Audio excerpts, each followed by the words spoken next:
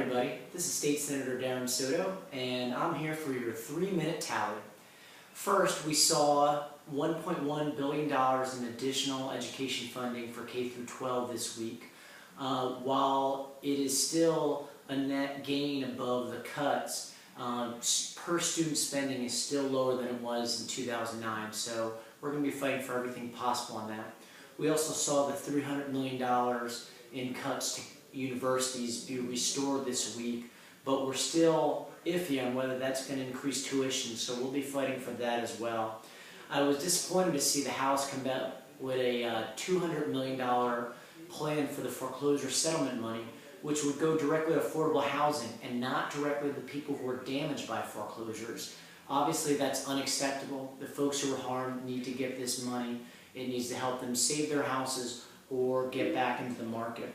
We also saw 2 bills dealing with the Florida retirement system go through my committee, and I voted against both of them. One would put people into the investment plan, and they'd have to opt in to the pension plan. In the House, you're required to go into the pension plan. With the 5th best pension in the nation, we don't need to have changes on this. In addition, there was a rating system that would have lowered the ratings for our pensions. I think it's unnecessary and would affect people's city's bonding authority, and so I voted against that as well. In a shocker, we saw the courts strike down the PIP reform from last year that I had opposed, basically cutting people's rights down to having to claim an accident within 14 days, limiting costs for chiropractors, and eliminating acupuncturists and masseuses and other healthcare professionals. The court struck it down as being too much of a blocking the right to redress guaranteed under the Constitution, and I think that was the right decision.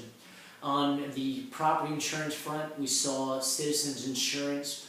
That bill rolled through our committee, and I voted for it. It would lower the amount of eligible coverage to houses worth $500,000 and below, so we're not subsidizing millionaires.